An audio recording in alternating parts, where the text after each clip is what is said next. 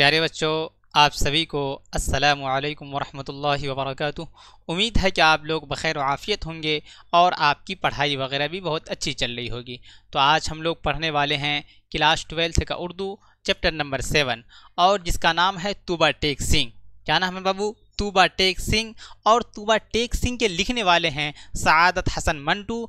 और ये तूबा टेक सिंह क्या है तो आपको याद रखना है, ये आपका एक अफसाना है, याद रखना है कि नहीं। चलिए अब इसके बारे में हम लोग अच्छी तरह से जानेंगे कि अफसाना किसे कहते हैं। इससे पहले हम लोग दास्तान के बारे में पढ़े थे, अब हम लोग अफसाना के बारे में पढ़ने वाले हैं कि अफसाना किसे कहते हैं और अफसाना के लिखने वाले कौन हैं। इसके अलावा अफसाना जो लिखे थे तूबा टेक सिंह क्या है उसके बारे में हम लोग जानेंगे अच्छी तरह से। उससे पहले कि हम लोग तूबा टेक सिंह के बारे में जाना या अफसाना के बारे में जाने तो एक शेर के साथ शुरू करते हैं कि नकर तकदीर का शिकवा, नकर तकदीर का शिकवा, मुक़द्दर आज़माता जा, मुक़द्दर आज़माता जा, मिलेगी खुद ब खुद मंजिल, कदम आगे बढ़ाता जा। चलिए हम लोग शुरू करेंगे। सबसे पहले हम लोग जानेंगे मुख्तसर अफसाना के बारे में कि मुख्तसर अफसाना किसे कहते हैं। तो याद रखना कि ये मुख्तसर अफसाना कहते हैं जिसमें कोई भी किस्सा जो कहानी होता है वो सच्चाई पर मबनी होता है और वो बिल्कुल शॉर्टकट होता है, जिसमें बातें समझ में आती हो, उसी हम लोग क्या कहते हैं, मुख्तसर अफसाना कहते हैं। चलिए उसके बारे में तारीफ़ देख लीजिए। मुख्तसर अफसाने की तारीफ़ क्या है कि वह तहरीरी किस्सा जिसे एक ही नशिस्त में पढ़ लिया जाए मुख्तसर अफसाना कहते हैं। क्या कहते हैं बाबू? जिसे एक ही में पढ़ लिया जाए उसे ही हम लोग मुख्तसर अफसाना कहते हैं। किस्सा कहानी जानते हैं, तहरीर के माने आपके लिखने के होते हैं, तहरीर के माने लिखना होता है और किस्सा कहानी जानते ही हैं। और नशिस्त का मतलब होता है जलसा। जिस तरह से किसी गांव में जलसा होता है, किसी शहर में जलसा होता है, कोई मीटिंग होती है, कोई प्रोग्राम होता है, उसका एक टाइम टेबल होता है, 3 से 4 घंटे के अंदर, 1 घंटे के अंदर, आधे घंटे के अंदर फला मीटिंग होने वाली है और वो आधे घंटे के अंदर बात फाइनल हो जाएगी। उसे ही हम लोग नशिस्त बोलते हैं या एक प्रोग्राम बोलते हैं, जलसा बोलते हैं। एक नशिस्त में पढ़ लिया जाए उसे हम लोग क्या कहते हैं, मुख्तसर अफसाना कहते हैं। यह आपकी अफसाने की तारीफ़ है, यानी वह तहरीरी किस्सा जो एक ही नशिस्त में एक ही बैठक में पढ़ लिया जाए उसे हम लोग अफसाना कहते हैं, मुख्तसर अफसाना कहते हैं। आगे देखिए, दीगर असनाफ़ अदब की तरह यह भी मगरबी अदब से हमारी ज़ुबान में आई है। मगरबी अदब जैसे इससे पहले हम लोग पढ़े कि नाविल पढ़े, नाविल भी हिंदुस्तान की देन नहीं, ये भी मगरबी अदब से देन है, मतलब अदर कंट्री से आई है, आपका अरब से आई है और सब जगहों से, जो अरब है, यूरोप है, अमेरिका है, वहाँ से ये वहाँ की ये सब ईजाद है, ये हिंदुस्तान की ईजाद नहीं है, यानी हिंदुस्तान की पैदावार नहीं है, याद रखना है। तो इसी तरह से दीगर असनाफ़ अदब की तरह ये भी क्या है, मगरबी अदब की देन है। ये बातें आपको ध्यान रखना है। कहाँ पे? मगरबी अदब की देन है, यानी यहाँ से नहीं बल्कि हिंदुस्तान में पैदा नहीं हुई है बल्कि अदर कंट्री में पैदा हुई है, मगरिब से आई है। तो मगरिब से मुराद यानी आपके पश्चिम में जो भी कंट्री है, जो भी मुल्क है, यहीं भी इसकी पैदावार है। चलिए आगे देखिए, मुख्तसर अफसाना फ़िक्शन की सबसे मुख्तसर सिन्फ है। मुख्तसर अफसाना क्या है? फ़िक्शन की सबसे मुख्तसर सिन्फ। अगर आपसे पूछा जाए कि ये बताइए मुख्तसर अफसाना की सबसे शॉर्टकट क्या है तो याद रखना कि सबसे शॉर्टकट है फ़िक्शन की सबसे मुख्तसर सिन्फ है, यानी सबसे शॉर्ट होता है, सबसे बहुत छोटा होता है। आगे देखिए, जिसमें क्या होता है, मुख्तसर अफसाने में किस्सा होता है, प्लाट होता है, किरदार, इसके अलावा नुक्ते उरूज, ज़ुबान व मकान के साथ साथ एक लाज़मी उन्सुर वहदत तअस्सुर भी हो जाता है। क्या है? वहदत तअस्सुर। अब वहदत तअस्सुर किसे कहते हैं तो याद रखना कि वहदत तअस्सुर कहते हैं जिसमें किसी बातों को अच्छी तरह से उसको बात करना, अच्छी तरह से उसको बोलना और अच्छी तरह से बयान करना, जिसमें क्या है, जिस बात में एकदम इंसान अगर बोले तो लगे कि हाँ किसी बात को ये बोल रहा है, उसमें सच्चाई हो, उस बात पर हकीकत हो, लोग उसको समझने के लिए तैयार हो जाए, मानने के लिए तैयार हो जाए, उसी को हम लोग कहते हैं वहदत तअस्सुर। ये आपके अफसाने की तारीफ़ था। और ये जो आप फ़ोटो देख रहे हैं, ये तस्वीर देख रहे हैं, ये जो सआदत हसन मंटू थे उनका पूरे ये फैमिली है। ये सआदत हसन मंटू जी हैं, ये उनकी बेटी है, ये उनकी वाइफ है, ये उनकी छोटी बेटी है सआदत हसन मंटू की, ये उनका पूरे फैमिली है सआदत हसन मंटू की। इस तरह से आगे हम लोग चलते हैं, देखते हैं क्या है। आगे देखिए, मुख्तसर अफसाना को ज़िंदगी की एक काश कहा गया है। क्या कहा गया है? ज़िंदगी के एक काश कहा गया है, यानी ज़िंदगी का काश कहने का मतलब है इसमें सच्चाई होती है, बात जो बोली जाती है बात में वज़न होती है और सच्चाई पर मबनी होती है, उसी को हम लोग कहते हैं मुख्तसर अफसाने को ज़िंदगी की एक काश कहा गया है। आगे देखिए, और बाज़ नक्कादों ने तो उसे चावल पर कुल हुवल्लाह लिखने का फ़न करार दिया है। ये क्वेश्चन आपसे पूछा गया है, बार बार रिपीट किया गया है। बताइए कि अफसाना जो लिखा गया है चावल के जरिए, कौन सा अफसाना लिखा गया है चावल के जरिए। चावल, जो चावल खाते हैं हम लोग पका के खाते हैं, तो क्या होता था पहले ज़माने में चावल को पीस पीस के उसको क्या करते थे, उसको मतलब कलर में मिक्स करके उस पर मतलब कुछ ना कुछ बनाते थे। तो वही कहा है कि बाज़ नक्कादों ने, नक्काद किसे कहते हैं, तनकीद निगार को ही नक्काद कहते हैं, जो तनकीद निगार होते हैं उसी को हो नक्काद कहते हैं। तो बाज़ नक्कादों ने उसे चावल पर कुल हुवल्लाह लिखने का फ़न करार दिया है। किसको? मुख्तसर अफसाने को। याद रहेगा कि नहीं? चलिए याद रखना। ये आगे देखिए, लिखने का फ़न करार दिया है। और आगे देखिए, उर्दू में मुख्तसर अफसाने की दागबैल का सेहरा। अब ये दागबैल क्या है बाबू? याद रखना कि दागबैल कहते हैं, दागबैल का मतलब होता है कि इंसान, सबसे पहले इंसान जो लिखने वाले होते हैं। आप जानते हैं कि इंसान बहुत सारा काम करता है। अब एक इंसान बहुत सारा काम करता है या उस काम को बहुत सारे लोग करते हैं, तो सबका नाम नहीं होता है। आप जानते हैं कि हिमालय पहाड़ पर चढ़ने वाले बहुत सारे लोग हैं, बहुत सारे लोग हैं, अनगिनत लोग हैं, लेकिन क्या सबका नाम आता है? कि हिमालय पहाड़ की चोटी पर जो सबसे पहले चढ़ी थी तो उसी का नाम आता है, पहले शख्स का नाम आता है। उसके बाद तो लाखों लोग, अरबों लोग चढ़े, लेकिन किसी का नाम आप देखें? नहीं देखें। लेकिन सबसे पहले जो चढ़ी थी और सबसे ऊपर जो चढ़ी थी उसी का नाम आता है कि नहीं? तो याद रखना। इसी तरह से पायलट या मिसाइल मैन, क्या हर शख्स को मिसाइल मैन कहा जाता है? क्या सिर्फ डॉक्टर एपीजे अब्दुल कलाम ने ही मिसाइल मैन बनाया था? क्या सिर्फ वही हैं? इसके अलावा बहुत सारे लोग हैं, लेकिन पहले बनाने वाले जो नाम आता है, तो सबसे पहला इंसान जिसको ईजाद करता है, जिसको बनाता है, उसी का नाम लिया जाता है। इसके अलावा बहुत सारे लोग हैं, उनका नाम नहीं लिया जाता, क्योंकि अब उन्होंने क्या किया, एक नई चीज़ को बनाया है, एक अनोखा चीज़ को बनाया है, उसी को हम लोग कहते हैं दागबैल। याद रखना कि सबसे पहले उर्दू में सबसे पहले अफसाना लिखने वाले हैं सज्जाद हैदर यल्दरम। अगर आपसे पूछ ले कि उर्दू में सबसे पहला अफसाना लिखने वाले का नाम क्या है, तो याद रखना कि उर्दू में सबसे पहले अफसाना लिखने वाले का नाम सज्जाद हैदर यल्दरम है। और सज्जाद हैदर यल्दरम ने 1900 में, यानी पूरे 1900 में इनका पहला अफसाना नशे की पहली तिरंग शाया हुआ था। क्या हुआ था? नशे की पहली तिरंग। और याद रखना कि उर्दू के सबसे पहला अफसाना की दागबैल सज्जाद हैदर यल्दरम ने डाली। और सबसे पहला अफसाना कब शाया हुआ था, कब पब्लिश हुआ था, कब निकला था? तो याद रखना कि 1900 में शाया हुआ था। और ये कौन सा अफसाना था? अफसाना का नाम था नशे की पहली तिरंग। क्या नाम था बाबू? नशे की पहली तिरंग का नाम था। ये भी याद रखना है। याद रहेगा कि नहीं? आप लोग भूल जाएंगे। याद रखना, ये शाया हुआ था यानी पब्लिश हुआ था, निकला था। चलिए आगे देखिए, 1904 में, पहला तो 1900 में, दूसरा है 1904 ईस्वी में अली महमूद। क्या नाम था?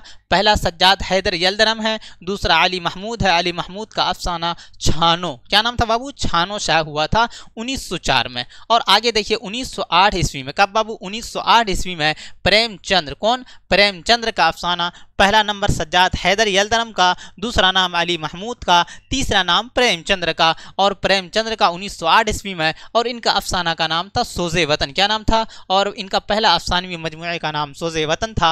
अब सोज़े वतन, याद रखना कि सोज़े वतन जो ये प्रेमचंद्र शाया हुआ था इनका, तो शाया होने के थोड़े ही दिन बाद उसको जब्त कर दिया गया था। और उसी साल उसको क्या हुआ था? जब्त। अब जब्त किसे कहते हैं? जब्त के माने होते हैं बंद करना। जब्त के माने होते हैं, आपको याद रखना है, बंद करना। अब बंद करना का मतलब क्या होता है? आप सिंपल से एग्जाम्पल समझिए कि आपने कोई किताबें लिखी, वो किताबें तो बहुत अच्छी थी, लेकिन वो किताब सरकार के मुखालिफ था, सरकार के ख़िलाफ़ था, सारी बातें सरकार के अपोजिट था। सरकार के बारे में जो सच्चाई है वो आपने सच्चाई लिखा है, और सरकार जो काम करते हैं, जितने गलत काम करते हैं, वो सारी चीज़ों को आपने आया कर दिया है, वो जाहिर कर दिया है। लोग पढ़ेंगे, देखेंगे सरकार के ख़िलाफ़। ये सारी किताबें सरकार के ख़िलाफ़ थी, ये किताबें। इसी के वजह से सरकार ने उसको क्या कर दिया? बैंड कर दिया, बंद कर दिया, और कहा कि ये किताब अब मार्केट में शाया या पब्लिश नहीं होगी, ना ही कोई पढ़ सकता है, ना खरीद सकता है, ना बेच सकता है, कुछ नहीं। अगर जो खरीदेगा उनके ऊपर क्या होगा? मतलब उनके ऊपर केस होगा, उनको सरकार कुछ भी कर सकती है। उसी को कहते हैं कि उसी साल सोज़े वतन क्या हुई थी? शाया भी हुआ था, पब्लिश हुआ था, लेकिन वो जब्त कर दिया गया था। आगे देखिए, सज्जाद हैदर यल्दरम और उनके रुफ़क़ा। रुफ़क़ा किसको कहते हैं? रुफ़क़ा के माने आपके दोस्त के होते हैं। किसके होते हैं बाबू? रुफ़क़ा के माने आपके दोस्त के होते हैं। सज्जाद हैदर यल्दरम और उनके रुफ़क़ा यानी उसके दोस्त। आगे देखिए, मानवी अफसानत लिखते थे। मानवी मतलब, मानवी कहते हैं मतलब अच्छी अच्छी अफसाने लिखते थे जो सरकार के ख़िलाफ़ थे। उस वक्त जो हालात था हिंदुस्तान के हालात के ऊपर लिखते थे, वहाँ के लोगों के ऊपर लिखते थे, वहाँ का मतलब क्या क्या हालात हो रहा, लोगों के साथ सरकार का बिहेवियर कैसा है, वो सारी चीज़ों को वो लिखते थे। आगे देखिए, जबकि प्रेमचंद के ज़ेर असर तरक्की पसंद अफसाना निगारों का एक पूरा काफ़िला सामने आया। काफ़िला किसे कहते हैं? यानी पूरे टीम। काफ़िला का मतलब होता है, आपको याद रखना, पूरे टीम इनका सामने आया है कि नहीं? तो प्रेमचंद जो तो इनका एक पूरे टीम था, सब पूरे टीम का मतलब बहुत सारे इनके दोस्त यार थे, बहुत सारे इनके मतलब चाहने वाले थे, सारे लोगों ने मिलकर अफसाना लिखा था। ये बातें याद रखना है। ये किन के बारे में, आपने अफसाना के बारे में अच्छी तरह समझ लिया। अगर आपसे पूछा जाए कि अफसाने में दाग बैल का सेहरा किसने डाला था, दाग बैल का सेहरा डालने वाले सज्जाद हैदर यल्दरम है। और सज्जाद हैदर यल्दरम ने सबसे पहला कौन सा अफसाना, अगर आपसे पूछ ले कि उर्दू में सबसे पहला अफसाना का नाम क्या है, उर्दू की सबसे पहली अफसाना का नाम क्या है, तो उसका नाम है नशे की पहली तिरंग। और ये कब शाया और पब्लिश हुआ, तो याद रखना है ये शाया होने का इसका डेट है 1900 ईस्वी में। सबसे पहले सज्जाद हैदर यल्दरम आते हैं अफसाना में, फिर दूसरे नाम याद रखना है कि अली महमूद का आता है, तीसरे नाम प्रेमचंद्र का आता है। इसके अलावा बहुत सारे लोग हैं। अगर आपसे पूछ ले कि आपके निसाब में सबसे पहला अफसाना लिखने वाले कौन हैं, तो आपके निसाब में सबसे पहले अफसाना लिखने वाले सआदत हसन मंटू हैं। और सआदत हसन मंटू ने कौन सा अफसाना लिखा था, तो याद रखना उस अफसाने का नाम था तूबा टेक सिंह। तूबा टेक सिंह। अब तूबा टेक सिंह ये है क्या? अगर आपसे पूछ रहे कि बाबू ये तूबा टेक सिंह क्या है, तो याद रखना कि एक तूबा टेक सिंह एक शय का नाम है, एक चीज़ का नाम है, एक इंसान का भी नाम है। क्या है? चाहे अगर आपसे पूछ ले कि तूबा टेक सिंह किस शय का नाम है, अगर आपसे एग्जाम में पूछा गया है तो याद रखना कि तूबा टेक सिंह एक इंसान का नाम है, एक जगह का भी नाम है। आगे उसके बारे में हम लोग जानेंगे। चलिए, इतना आप लोग अफसाना के बारे में अच्छी तरह से जान गए। वहीं अगर आपसे पूछता है कि ये वाला क्वेश्चन पूछता है कि सोज़े वतन किसका अफसाना है, सोज़े वतन प्रेमचंद्र का अफसाना है। और ये कब शाया हुआ, तो याद रखना कि 1908 ईस्वी में शाया हुआ था, पब्लिश हुआ था। लेकिन उसी साल क्या हुआ था, सरकार ने उसके ऊपर बैंड कर दिया था, बंद कर दिया था, दोबारा वो पब्लिश नहीं हुआ था। अब यहाँ से हम लोग पढ़ेंगे सआदत हसन मंटू के बारे में। किसके बारे में बाबू? सआदत हसन मंटू जो थे उनके बारे में बिल्कुल अच्छी तरह से पढ़ेंगे। इनकी पैदाइश कब हुई थी, कहाँ पे हुई थी, क्योंकि आप जानते हैं कि ज़्यादातर क्वेश्चन आपका यहीं से आता है। राइटर से मुसन्निफ थे, यही थे आपके सआदत हसन मंटू, जिसको आप देख रहे हैं। ये बेचारे थे बिल्कुल नौजवान, हट्टा कट्टा नौजवान की इनकी तस्वीर है, नौजवानी की। चलिए, अब इनके बारे में अच्छी तरह से देखते हैं। इससे पहले कि आगे देखें, एक अशार है कि हिनाई दस्त पे मोती सिया बादल न बरसा, हिनाई दस्त पे मोती सिया बादल न बरसा, बरस कर छट गया बादल था जो निकल आया। चलिए, अब कल तो आप लोग घर जाने वाले हैं, बकरीद है कि नहीं, कल बकरीद भी है। तो चलिए इंशाल्लाह फिर मिलते हैं। तो पहले इसके बारे में अच्छी तरह से आज जान लेते हैं क्या है नहीं है सआदत हसन मंटू के बारे में। चलिए देखना शुरू कीजिए। तो सबसे पहले इसके बारे में जानना है कि सआदत हसन मंटू जो थे इनकी पैदाइश कब हुई थी, कहाँ हुई थी, वफ़ात कब हुई थी, या फिर इनकी मौत कहाँ पे हुई थी और कब हुई थी, ये देखते हैं। तो पैदाइश याद रखना, इनकी पैदाइश हुई थी 1912 ईस्वी को। कब हुई थी बाबू? सआदत हसन मंटू की पैदाइश 1912 ईस्वी को हुई थी। और 12 ईस्वी को तो हुई थी, लेकिन कहाँ पर हुई थी, कौन सी जगह में हुई थी, तो याद रखना इनकी जगह का नाम है लुधियाना। और ये लुधियाना कहाँ पड़ता है? पंजाब में पड़ता है। ये आप खुद जानते हैं, लुधियाना आपका पंजाब में पड़ता है। आगे देखते हैं, इनकी वफ़ात के बारे में देखते हैं। इनकी वफ़ात हुई थी 1955 ईस्वी को, पैदा हुए थे 1912 में, और इनकी वफ़ात हुई थी यानी इनकी मौत हुई थी 1955 ईस्वी को। और ये कहाँ पे वफ़ात हुई थी? लाहौर में। कहाँ पे बाबू? लाहौर में। पैदा हुए थे हिंदुस्तान में। कहाँ पे? याद रखना कि पैदा हुए थे हिंदुस्तान में। और इनकी वफ़ात जो हुई थी कहाँ पे हुई थी? याद रखना इनकी वफ़ात यानी मौत हुई थी पाकिस्तान में। ये बातें याद रखना, मतलब जब देश आज़ाद हुआ था, आज़ादी के बाद ये हिंदुस्तान को छोड़कर कहाँ चले गए थे? पाकिस्तान चले गए थे बहुत सारे लोग, बड़े बड़े लोग। और इनके वालिद का नाम याद रखना कि वालिद का नाम था ख्वाजा गुलाम हसन। क्या नाम था बाबू वालिद का नाम? ख्वाजा गुलाम हसन। मंटू के वालिद का नाम था। और वालिदा का नाम भी याद रखना, वालिदा का नाम सरदार बेगम था। वालिदा का नाम क्या था बाबू? सरदार बेगम था। क्योंकि आप जानते हैं कि जो पंजाब के रहने वाले लोग होते हैं, जो लोग पंजाब में रहते हैं, तो उनकी मतलब जिस तरह से मर्दों के नाम होते हैं उसी तरह से इनके औरतों के भी नाम होते हैं कि नहीं?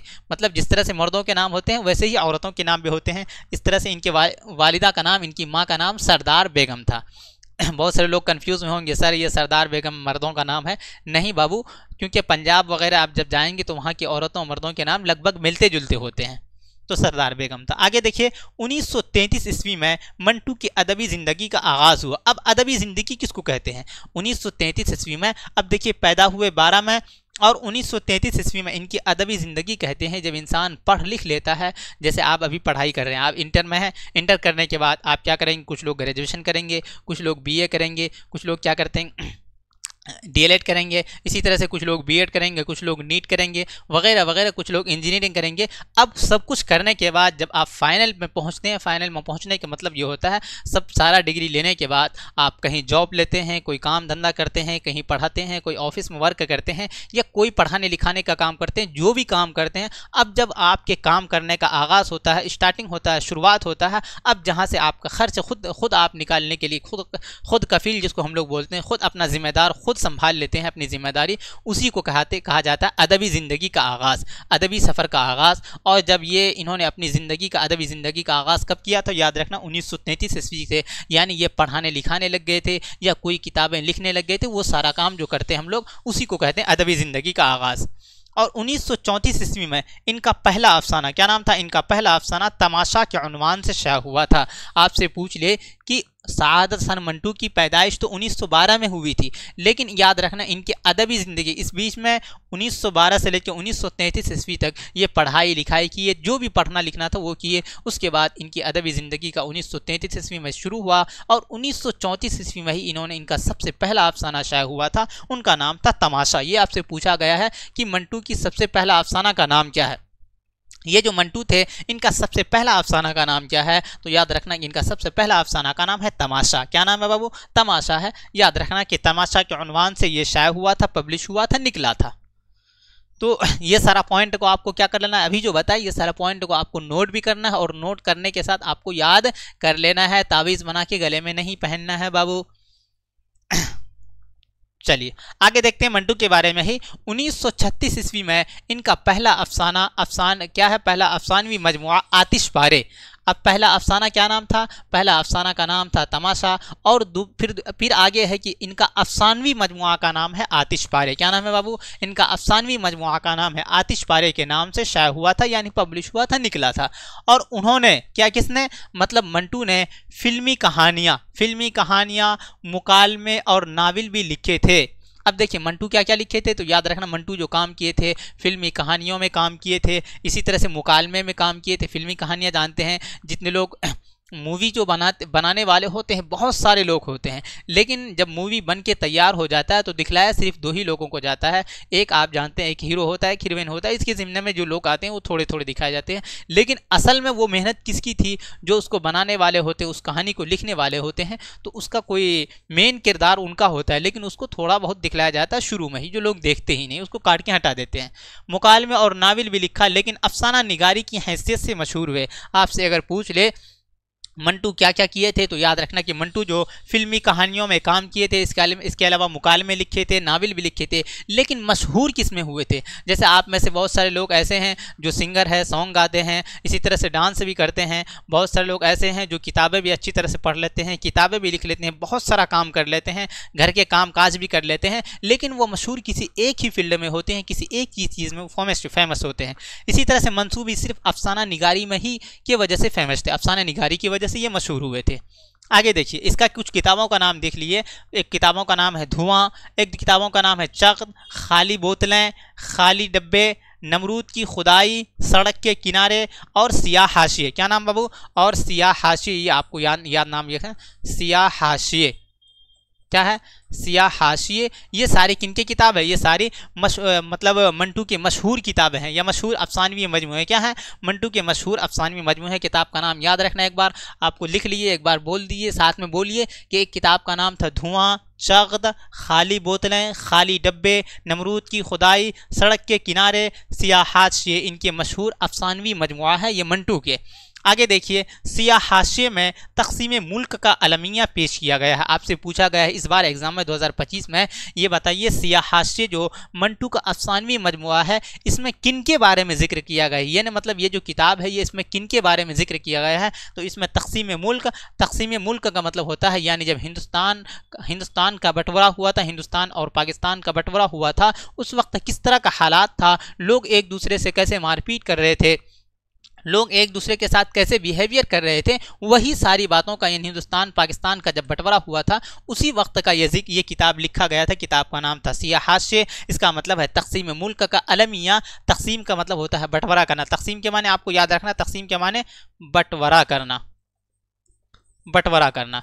और अलमिया का मतलब क्या होता है, याद रखना, अलमिया का मतलब होता है उस वक्त के जो हालात होते हैं। अलमिया का मतलब हालात, उस वक्त के जो भी हालात होते हैं, चाहे अच्छे हालात हों या बुरे हालात हों, उन्हीं के बारे में जिक्र है। आगे देखिए, अफसाना तुबा टेक सिंह, अफसाना तुबा टेक सिंह उसी मजमूए से माखुज है। कौन सा मजमुआ, यानी सिया हाशिए जो आपको ये किताब है, सिया हाशिए जो किताब है, इसी किताब से एक चैप्टर लिया गया है, उसका नाम तुबा टेक सिंह है। क्या नाम है बाबू, उसी का नाम है तुबा टेक सिंह, ये भी आपको याद रखना। आगे देखिए, इनके अफसाने में ठंडा गोश्त क्या है, इनके अफसाने जो कुछ अफसाने थे जिनके ऊपर केस चला था, एक का नाम है ठंडा गोश्त, काली शलवार, खोल दो, ऊपर नीचे, और दरमियान पर फहश गोई के मुकद्दमात चले थे। मुकद्दमात किसको कहते हैं, मुकद्दमात के माने आपके केस के होते हैं। क्या होते हैं बाबू, केस के होते हैं, याद रखना है। ये सारे अफसाने इनके साथ मंटू के जो इन्होंने ये किताबें लिखी थी, ये सारी किताबों के इनके ऊपर केस था, मतलब इनके लिखने की वजह से मंटू के ऊपर केस हुआ था और मंटू केस भी लड़ते थे, और ये सारी किताबों को बैंड भी कर दिया गया था, मतलब सरकार ने बंद भी कर दिया था।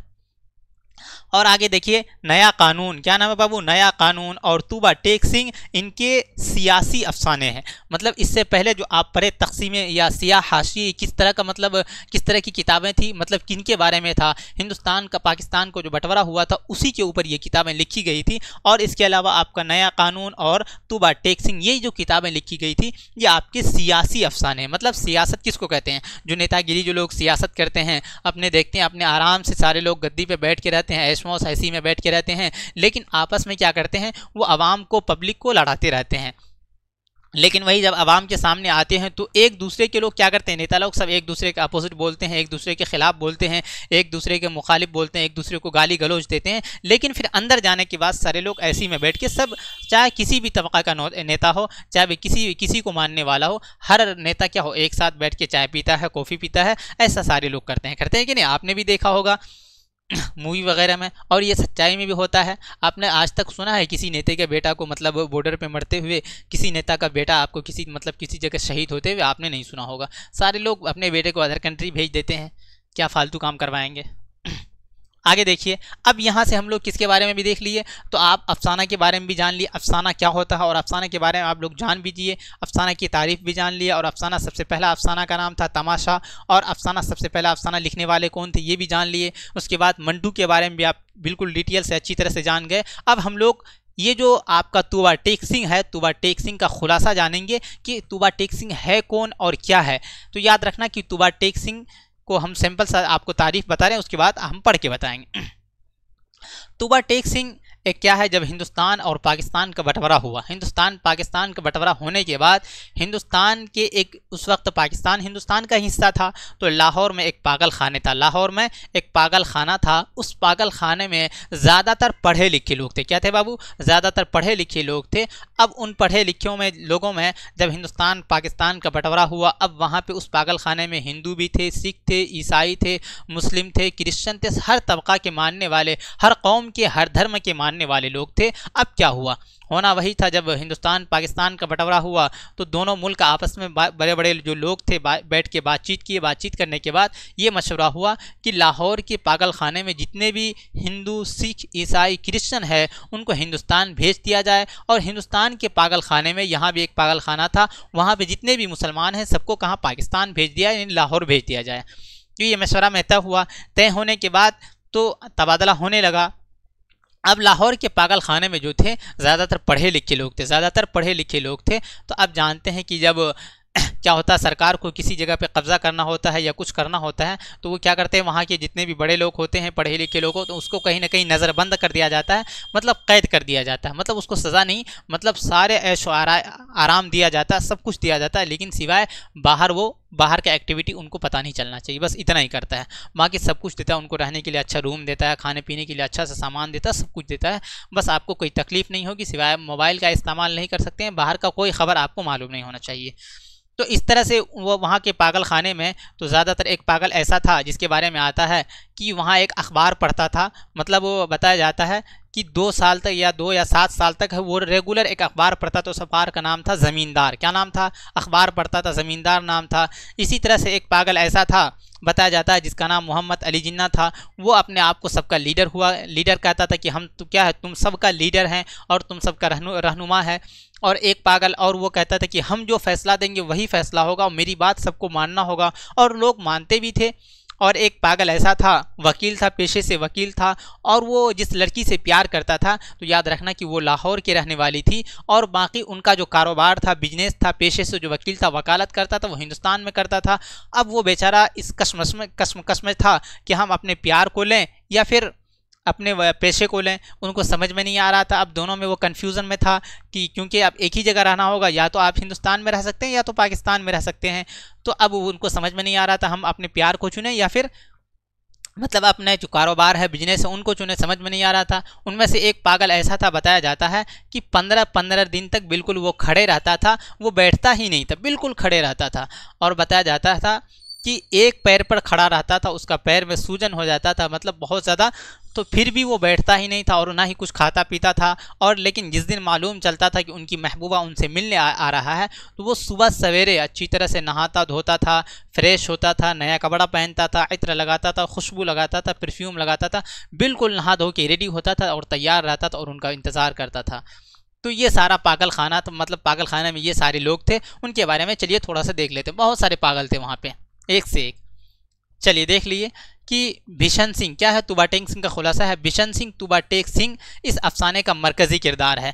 याद रखना कि तुबा टेक सिंह का असल नाम आपसे पूछा जाता है कि ये बताइए तुबा टेक सिंह का असल नाम क्या था, तो तुबा टेक सिंह का असल नाम था बिशन सिंह। क्या नाम था बाबू? तुबा टेक सिंह का असल नाम बिशन सिंह था। ये एक इंसान का नाम भी है, एक जगह का भी नाम भी। क्या है? एक शय का भी नाम, यानी एक इंसान का नाम भी, एक जगह के भी नाम है। आगे देखिए, इस अफसाने में मंटू ने पागलों की बातचीत के जरिए मुल्क के अलमियों को समझाने की कोशिश की है। मतलब उस वक्त हिंदुस्तान पाकिस्तान का जो बंटवारा हो रहा था, बंटवारा होने के वक्त मतलब पागलों की क्या हालत थी, क्या कैफियत थी, उन्हीं के बारे में उन्होंने बयान किया है, लिखा है मंटू ने। देखिए, लाहौर जेल में, कहाँ पे? लाहौर पाकिस्तान में पड़ता है। लाहौर जेल के पागलों को किरदार की शक्ल में पेश करके वतन अजीज़ के तई एक बाशिंदा की क्या मोहब्बत को बयान किया है। मतलब एक शख्स अपने कंट्री से, अपने मुल्क से किस तरह से प्यार कर सकता है, कितना प्यार करता है, वही आपको यहाँ बताया गया है। जिस तरह से आपने देखा जब परसों जब मैच हुई थी, जब जीती थी आरसीबी, तो लोगों का प्यार देखिए, लोगों को मतलब कितना मोहब्बत था, कितना प्यार था। तो वही सारी चीज़ मतलब देखा जाता है एक इंसान को, यानी इंसान से या फिर यहाँ के जिस कंट्री में रहता है, जिस मुल्क में रहता है, वो कंट्री से, उस मुल्क से इंसान को कितना प्यार होता है, कितना लगाव होता है, वही चीज़ यहाँ बतलाया गया है। तो उसी को मंटू ने क्या किया है, अपनी ज़ुबान से, अपनी किताब में उन्होंने उसको बयान किया है कि एक इंसान को अपने कंट्री से, अपने गांव से, अपने शहर से, अपने घर वाले से, अपने चार दीवारी से कितना प्यार होता है, उसी के बारे में आज हम लोग जानेंगे। अगरचे वो अच्छे हों या बुरे हों, या इंसान हो या फिर पागल हो, क्यों ना हो ये, लेकिन सारे लोग पागल थे फिर भी। देखिए, हिंदुस्तान और पाकिस्तान के बंटवारा के वक्त, जब दोनों का आपस में तकसीम हो रहा था, बंटवारा के वक्त पागलों के तबादले का भी फैसला किया गया। उसके लिए यह फार्मूला अपनाया गया कि जो मुसलमान पागल हिंदुस्तान के पागल खाने में हैं, उन्हें पाकिस्तान भेज दिया जाए। मतलब जो मुसलमान पागल कहाँ पे हैं, जो मुसलमान पागल हिंदुस्तान मतलब पागल खाने में हिंदुस्तान में हैं, उसको पाकिस्तान भेज दिया जाए। और आगे देखिए, और हिंदू और सिख पाकिस्तान के पागल खानों में हैं, उन्हें हिंदुस्तान के हवाले कर दिया जाए। यानी जो भी हिंदू हो या सिख हो, चाहे ईसाई हो, क्रिश्चियन हो, वो पाकिस्तान के लाहौर के पागल खाने में है, वो हिंदुस्तान के हवाले कर दिया जाए। जब देखिए, जब लाहौर के पागल खानों में ये खबर पहुंची तो बड़ी दिलचस्प चहमी गइयाँ होने लगी। यानी जब ये बातें लाहौर के पागल खाने में खबर उन तक पहुंची कि लोग क्या करने वाले, हमको यहाँ से मतलब हिंदुस्तान ले जाने वाले हैं, तो अब उनमें चहमी गोइयाँ होने लगी। मतलब चहमी गोइयाँ का मतलब आपस में वो लोग बातचीत करने लगे, या ऐसा कैसे हो सकता है, ये तो हम यहाँ रहते हैं, यहाँ से यहाँ मतलब जो इंसान जहाँ पर रहता है उस जगह से लगाव हो जाता है, नहीं हम इसको छोड़ के नहीं जाएंगे, चाहे जो भी हो जाए। उसी के बारे में वो लोग बातचीत करने लगे। अब देखिए क्या है, एक मुसलमान पागल जो 12 साल से हर रोज जमींदार पढ़ता था। कितने साल से? हमने 2 साल बोला, यहाँ 12 साल तक, 12 साल से कोई एक मुसलमान पागल जो 12 साल से हर रोज जमींदार अखबार पढ़ता था, न्यूज़पेपर पढ़ता था, उससे किसी ने पूछा कि पाकिस्तान क्या है। पाकिस्तान क्या है, तो उसने कहा हिंदुस्तान में एक जगह है जहां अस्तूरे बनते हैं। क्या? अस्तूरे बनते हैं। अस्तूरे मतलब चाकू बनता है, छुरी बनता है, बंदूक बनता है, वगैरह वगैरह। हिंदुस्तान में ही एक हिस्सा है, एक पार्ट है, एक जगह है जहां पे अस्तूरे बनते हैं, छुरी बनते हैं, चाकू वगैरह बनते हैं। अब देखिए वो क्या था, पढ़ा लिखा था, क्योंकि आप जानते हैं जो भी इंसान 12 साल से लगातार कंटिन्यू अखबार पढ़ेगा, कोई किताब पढ़ेगा, लोग क्या कहेंगे, वहाँ सारे लोग जब देखेंगे ये पढ़े लिखे लोग हैं, इनसे हम भी कुछ भी पूछ सकते हैं, कोई भी सवाल जान सकते हैं। आगे देखिए, एक दिन नहाते हुए एक मुसलमान पागल ने पाकिस्तान जिंदाबाद का नारा लगा दिया। एक पागल था जो मुसलमान था, उन्होंने क्या किया, मतलब पाकिस्तान जिंदाबाद का नारा लगा दिया। अब देखिए आगे क्या होता है। बास पागल ऐसे भी थे कि जिनका जहनी तवाज़ुन दुरुस्त था, वह समझ नहीं पा रहे थे कि यह पाकिस्तान कहाँ है, हम हिंदुस्तान में हैं या फिर पाकिस्तान में हैं। ये मतलब पागलों का सवाल था कि ये बताइए, जब हिंदुस्तान पाकिस्तान का बंटवारा हुआ था, लाहौर के पागल खाने में जब बातचीत होने लगी, वो लोग आपस में बातचीत करने लगे, अच्छा भाई ये बताइए हम पाकिस्तान में हैं या फिर हिंदुस्तान में हैं, अगर पाकिस्तान में है तो हिंदुस्तान कहाँ है, अगर हिंदुस्तान में है तो पाकिस्तान कहाँ है। फिर पूछते थे पाकिस्तान कैसा है, अगर हिंदुस्तान में है तो पाकिस्तान कैसा है, अगर पाकिस्तान में है तो हिंदुस्तान कैसा है।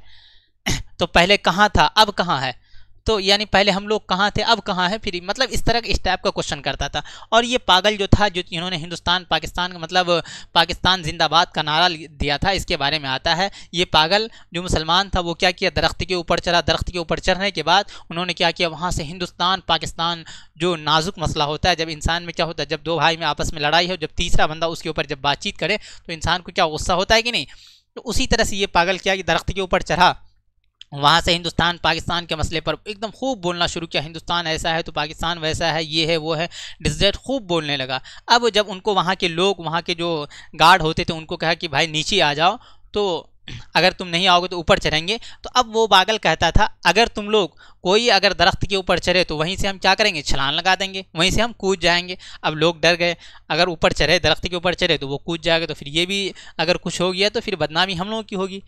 तो ये था उनका पागल। आगे देखिए, एक पागल हिंदुस्तान पाकिस्तान के चक्कर में ऐसा उलझा कि एक दिन पेड़ पर चढ़कर 2 घंटे तक, कितने 2 घंटे तक हिंदुस्तान पाकिस्तान के जो नाजुक मसला होता है उसी के ऊपर उन्होंने तकरीर किया था, यानी स्पीच दिया था। क्या किया था बाबू, तकरीर किया था या फिर स्पीच दिया था। ये बातें याद रखना, स्पीच देना यानी तकरीर करना। अब जानते हैं कि जब किसी इंसान में आपस में लड़ाई हो जाए, आपस में लड़ाई होने के बाद अब जो दोनों अलग थलग है, लेकिन फिर भी जब एक जगह थोड़ा सा हट के रहे आपस में, उसके बारे में कोई बातचीत करे, तू ऐसा है वैसा है, वो उन्होंने तुमको मार दिया, नहीं बोलते हैं। आप में से कोई लोग होते हैं जो एक दूसरे से क्या करते हैं, लड़ाते हैं, वो आपके पास आके उसके बारे में बोल दिया, वो तो ऐसा है, वो आपके बारे में ऐसा ऐसा बोल रहा था, फिर उनके पास गए तो उन्होंने फिर उनके पास भी जाके बोल दिया, वो ऐसा ऐसा आपके बारे में बोल रहा था, मतलब दोनों को आपस में लड़ाने वाली काम यही कर रहा था ये। आगे देखिए, एक मुसलमान पागल जो MSc क्या है, MSc पास रेडियो इंजीनियर था। अब देखिए कितना पढ़ा लिखा था इंजीनियर, कितना पढ़ा लिखा था। MSc क्या नाम था बाबू, तो याद रखना कि MSc पास इंजीनियर था, MSc पास इंजीनियर था। दूसरे पागलों से बिल्कुल अलग थलग रहता था, दूसरे पागलों से बिल्कुल अलग थलग रहता था, बिल्कुल जुदा रहता था, इन्हें सबसे तने तनहा रहता था। चियोंटों का एक मुसलमान पागल जो मुस्लिम लीग का सरगरम याद रखना, सरगरम या सरगरम रुकन रह चुका था, उसका नाम मोहम्मद अली जिन्ना था। उसका नाम क्या था, मोहम्मद अली था। तो याद रखना इस तरह से सारे पागल थे। आगे देखिए, एक दिन उसने ऐलान कर दिया, किसने, एक दिन मोहम्मद अली ने ऐलान कर दिया कि वो कायद आज़म मोहम्मद अली जिन्ना है। क्या है, वो कायद आज़म मोहम्मद अली जिन्ना है। तो जिसका नाम मोहम्मद अली था, उन्होंने ऐलान कर दिया, सारे लोगों के सामने ऐलान कर दिया वो कायद आज़म है। कायद आज़म मतलब जिस तरह से हिंदुस्तान का प्रधानमंत्री है, उसी तरह से वो क्या है, पागलों में से जितने भी पागल हैं सबका वो सरदार है, वो सबका, वो जो चाहेगा फैसला कर सकता है, वो सबका क्या है, लीडर है। और उसकी देखा देखी एक सिख पागल एक साथ याद रखना, एक सिख पागल है, एक साथ पागल मास्टर तारा सिंह होने का ऐलान कर दिया। यहाँ एक सिख पागल है, आपका क्या है, याद रखना एक सिख पागल, यह आपका हो जाएगा एक सिख पागल मास्टर तारा सिंह होने का ऐलान कर दिया। अब जब मोहम्मद अली जिन्ना ने ऐलान कर दिया था क्या हम तुम्हारे कायद आज़म हैं, तुम्हारे लीडर हैं, तो ये हैं वो हैं, डिज़र्ट है, एक और सिख पागल था तो उन्होंने भी ऐलान कर दिया कि हम क्या है, मास्टर तारा सिंह हम हैं, हम तुम्हारे लीडर हैं। तो अब दोनों में क्या हुआ, हर इंसान चाहता है कि हम लीडर बने, हम रहनुमा बने, हम सबके देख रेख करने वाले वही है। आगे देखिए, लाहौर का एक हिंदू वकील था जो मोहब्बत में नाकाम होकर पागल हो गया था। उसने सुना कि उसकी महबूबा का क्या हुआ, वतन अमृतसर हिंदुस्तान में चला गया है। उनकी महबूबा जो था, उनकी महबूबा जो रहने वाली थी, जिनसे वो बेचारा प्यार करता था, उनकी वतन यानी उनका जो शहर है, उनके जो गांव है, वो कहाँ चला गया। आप जानते हैं कि अब बोला जाता है कटिहार जब जाते हैं, कटिहार से कहीं से भी जाते हैं, पटना से ये गाड़ी अमृतसर को जाने वाली है, यानी अमृतसर पंजाब को जाने वाली है। उसी तरह से उनकी महबूबा का वतन मतलब शहर कहाँ पड़ गया, मतलब हिंदुस्तान में पड़ गया। अमृतसर हिंदुस्तान में चला गया तो उसे बहुत दुख हुआ और वह मुल्क के तकसीम करने वाले लीडरों को क्या करने, गालियां देने लगा। मगर वह बंटवारा के वक्त लाहौर छोड़कर अमृतसर नहीं गया, क्योंकि लाहौर में उसकी क्या चलती थी, वकालत अच्छी चलती थी। अब बेचारा प्यार करता था, प्यार जो करता था एक लड़की से करता था, वो अमृतसर में रहती थी और उनका जो पेशा चलता था, कारोबार चलता था, लाहौर में चलता था। लेकिन उन्होंने लास्ट में फैसला किया, चलो छोड़ दो, कोई बात नहीं है। अगर उन्होंने क्या किया, जो बंटवारा किया था, जिन्होंने मुल्क का बंटवारा किया था, उनको बहुत गाली गलौज दिया, बहुत कुछ दिया। फिर लास्ट में उन्होंने क्या किया, अपनी मैडम को छोड़ दिया, लेकिन उन्होंने अपने पेशा को, कारोबार को चुन लिया, बिजनेस को चुन लिया। आगे है यूरोपियन वार्ड में 2 इंग्लो इंडियन पागल थे, मतलब उसमें से लाहौर के पागल खाने में 2 यूरोप के रहने वाले जो क्या थे, अंग्रेज़ थे, वो थे। अब उनको कोई मसला नहीं है, मतलब हिंदुस्तान पाकिस्तान का बंटवारा हो, उनको उससे कोई मैटर नहीं है। वो अब झगड़ा कर रहा है कि अब जब हम लोग तबादला हो जाएंगे, ये बताइए वहाँ ब्रेकफास्ट कैसा मिलेगा, मतलब नाश्ता अब क्या मिलेगा, हमको ये नहीं वो नाश्ता चाहिए। अब उनको किसी और चीज़ का फिक्र नहीं, उनको नाश्ते की पड़ी हुई है। उसी के बारे में है, यूरोपियन वार्ड में 2 इंग्लो इंडियन पागल थे, मतलब इंग्लैंड के रहने वाला 2 पागल थे, जिन्हें अब भी हैसियत और ब्रेकफास्ट को लेकर बहुत फिक्र थी। मतलब वो कह रहे थे कि हमको ब्रेकफास्ट चाहिए, ब्रेकफास्ट वहाँ कैसा मिलेगा, नहीं मिलेगा पता नहीं, हम यहाँ से छोड़ के नहीं जाएंगे, हमको ब्रेकफास्ट चाहिए, वैसा ही चाहिए जो ब्रेकफास्ट हम यहाँ खाते थे, उसके बारे में उसको ये फिक्र है। एक सिख पागल था जिसको पागल खाने में दाखिल हुए 15 साल हो गए थे। एक सिख पागल था जिसको पागल खाने में दाखिल हुए कितने, 15 साल हो गए थे। वह हर वक्त कुछ, याद रखना, बरबराता रहता था। आप जानते हैं कि जो पागल होता है वो अपने आप क्या होता है, बरबराता रहता है, कुछ ना कुछ बोलते रहता है, उनका कोई ठिकाना नहीं है कब क्या बोले। और छोटे बच्चे गाँव में क्या होते हैं, शहर में बच्चे छोटे, शहर में तो नहीं करते हैं, लेकिन गाँव में छोटे बच्चे क्या करते हैं, उसको परेशान करते हैं, बीच पीछे से मार के भाग जाते हैं, उसको मज़ा भी आता है बच्चे को। 15 साल के इस तवील का मतलब इस बहुत लंबा चौड़ा अरसे में वह एक लम्हा के लिए भी नहीं सोया था। आप सोच सकते हैं 15 साल का अरसा गुजर गया, 1 2 दिन नहीं, 15 साल गुजर गया, लेकिन वो 1 मिनट के लिए भी, 1 लम्हा के लिए, 1 सेकंड के लिए भी नहीं सोया था, बिल्कुल जगह जगह था।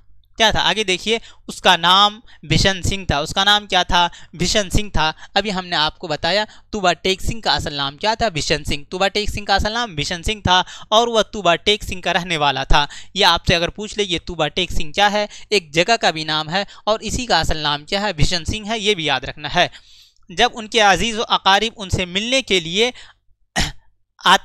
मिलने वाले होते तो अच्छी तरह से नहाता, साफ सुथरे कपड़े पहनता और सज धर कर मिलने वाले, याद रखना है, मिलने वाले के पास जाता। और आगे देखिए एक और है, फसलदैन बिशन सिंह का दोस्त था।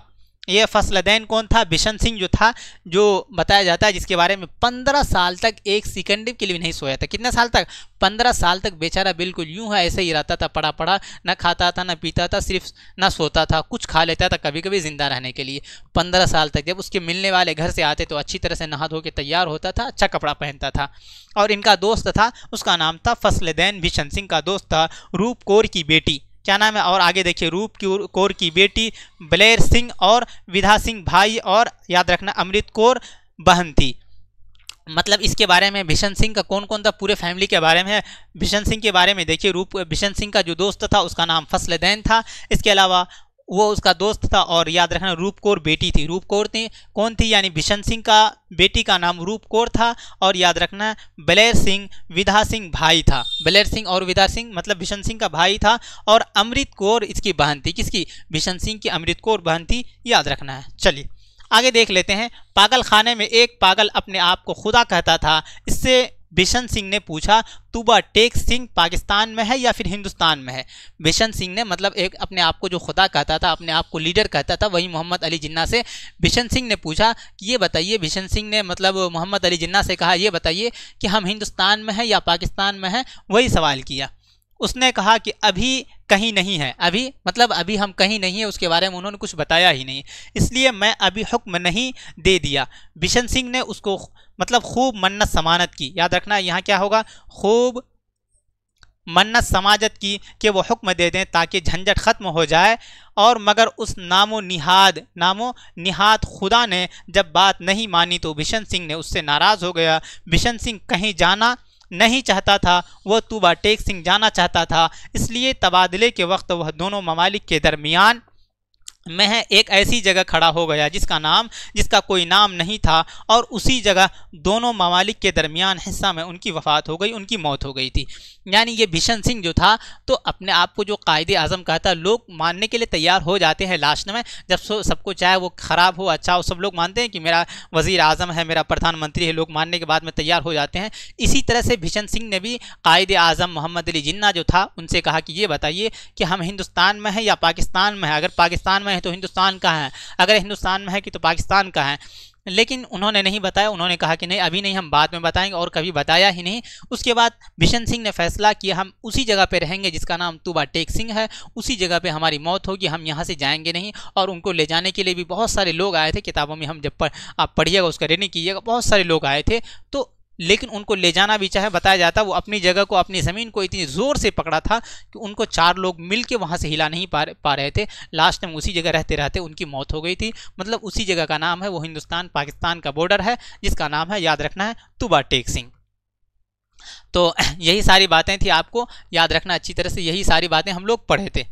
चलिए अब आप लोग बताइए कि उम्मीद है ये क्लास आपको बहुत अच्छी तरह समझ में आ गई होगी। आप अफसाने के बारे में भी जान लिए, इसके अलावा तुबा टेक सिंह का खुलासा भी देख लिए, इसके अलावा आपका मंटू जो था सात मंटू, उसके बारे में भी आप अच्छी तरह से जान के होंगे। तो उम्मीद है कि ये क्लास आपको बहुत अच्छी लगी होगी। एक बार आप लोग वीडियो को लाइक कर दिए, आपके दोस्त यार, आपके चाहने वाले, आपके जान पहचान में से, भाई बहन में से जितने लोग हैं उन तक एक बार वीडियो को ज़रूर शेयर कर दीजिए। और चैनल पे जो लोग नए हैं उनका खुश आमदीद है, वेलकम है, वो लोग एक बार सब्सक्राइब कर दीजिए। चलिए इंशाल्लाह फिर हम लोग फिर मिलेंगे।